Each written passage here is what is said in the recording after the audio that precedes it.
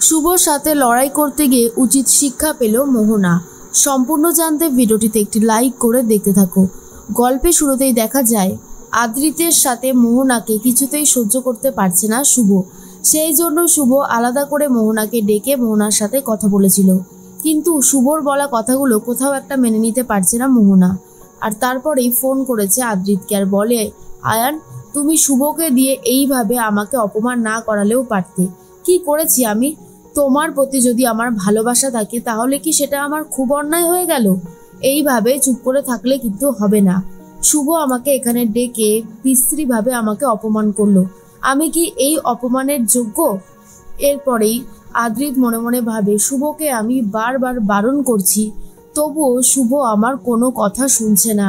এরকম করলেই কি করে হবে? ওকে আমি বললাম ওর জায়গাটা আমার জীবনে ঠিক কোথায়, সেই তা সত্ত্বেও যেভাবে আবারও কথা বলেছে মোহনার সাথে, এটা একদমই উচিত হয়নি। তখনই আদ্রিত বলে, মোহনা, তুমি একটু শান্ত হও। আসলে শুভ ইনসিকিউরিটি থেকে এসব করে ফেলছে। আমি আজকেই শুভর সাথে বাড়ি গিয়ে কথা বলছি, কিন্তু তার আগে তুমি একটু শান্ত হও। এরপর মোহনা বলে, শান্ত? কি করে শান্ত হব? বারবার যদি এইভাবে কেউ অপমান করতে থাকে তাহলে শান্ত হওয়া যায় না আয়ান। এর মধ্যেই সেবন্তী আসছিল বাড়ির দিকে।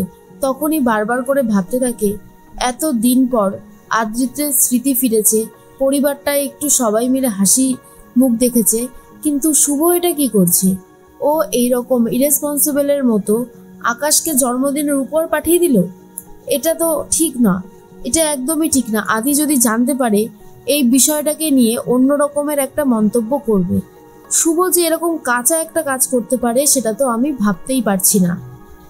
এরপরেই সেবন্তীর কাছে একটা গাড়ি চলে আসছিল, প্রায় অ্যাক্সিডেন্ট হয়েই যাচ্ছিল। ঠিক সেই মুহূর্তেই মোহনা এসে সেবন্তীর হাত ধরে সরিয়ে দেয় আর বলে, আন্টি, এক্ষুনি তো আপনার লাগছিল, অনেকটা রাত হয়ে গেছে, এখনো সেবন্তী বাড়ি ফেরেনি। শুভ এটা নিয়ে অনেক চিন্তা করতে থাকে আর বলে, এতটা সময় হয়ে গেল, মা তো এখনো ফিরল না। বাড়ির বেলটা বেজে ওঠে আর দেখা যায় মোহনাকে নিয়ে সেবন্তী বাড়ি ফিরে এসেছে। সেবন্তী ঠিক মতন চলতে পারছে না আর মোহনার তো বেশ ভালো রকমের চোট লেগেছে। তখনই শুভ বলে, কি হয়েছে মা?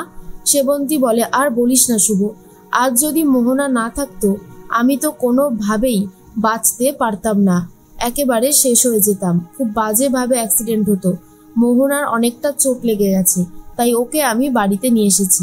এরপর আদি বলে, মা তুমি ঠিক আছো তো? সেবন্তী বলে, আমি তো ঠিক আছি, কিন্তু মোহনার অবস্থা অনেকটাই খারাপ। আদি, একটা ভালো ডাক্তারের সাথে কথা বল, মোহনাকে ট্রিটমেন্ট করানোটা খুব জরুরি। এরপর মোহনা বাড়িতে চলে এসেছে, এটা দেখার পর তো শুভর আরোই মাথা খারাপ হয়ে যায়। মোহনা ভাবে, কি শুভ, কি ভাবছো? এখনই তুমি আমার সাথে খারাপ ব্যবহার করলে আর এক্ষুনি আমি তোমার বাড়িতে ঢুকে এলাম, তার উপর তোমার শাশুড়ি মা আমাকে এত যত্নার্থী করছে। আসলে ভগবান আমার সাথে আছে, আমার ভালোবাসায় কোনো দ্বিমত নেই, কোনো খারাপ উদ্দেশ্য নেই। আমি আয়ানকে বন্ধুর মতোই ভালোবাসি, আর হ্যাঁ, আয়ানও আমাকে পছন্দ করে, কিন্তু মাঝখানে তুমি এসে অনেক বড় ষড়যন্ত্র করতে চাইছো। কিন্তু ভগবান যদি আমার সাথে থাকে তাহলে আয়ানকে আমার কাছ থেকে কেউ কেড়ে নিতে পারবে না। এর মধ্যেই শুভ মোহনার দায়িত্ব নেয় আর বলে, আমি তো এই পরিবারের বড় বউ, এই পরিবারের সবাইকে ভালোভাবে রাখাটা আমার দায়িত্ব কর্তব্যের মধ্যেই পড়ে, আমি দেখছি কি করা যেতে পারে। এর মাঝখানে শুভ মোহনাকে ঘরে নিয়ে গেছে। আকাশ ফোন করেছে মোহনাকে আর বলে, মোহনা, আমি, মা, কেউ তো বাড়ি নেই, তুই ঠিক আছিস তো বাড়িতে? কোনো অসুবিধা হচ্ছে না তো? মোহনা তখন বলে, না রে দাদা, কোনো অসুবিধা হচ্ছে না, আমি তো একদম ঠিক আছি, খাচ্ছি দাচ্ছি, একদম পারফেক্ট আছি, কোনো অসুবিধা হচ্ছে না। আকাশ তো ফোনটা রেখে দেয়। এরপর সেবন্তী আদ্রিতকে বলে, আদি, এই বাড়িতে ও তো সেরকমভাবে কাউকেই চেনে না, কমফোর্টেবলে হতে পারবে না, ও তোর কাছে অনেকটাই কমফোর্টেবল, ওর যা যা লাগবে ও যেন অবশ্যই তোকে বলে, আমরা এখান থেকে পাঠিয়ে দেব। আদি বলে, ঠিক আছে মা, তুমি চিন্তা করো না। শুভ এইসব দেখে বুঝতে পারে মোহনা কোথাও যেন একটা সেই থেকে যাচ্ছে এই বাড়িতে।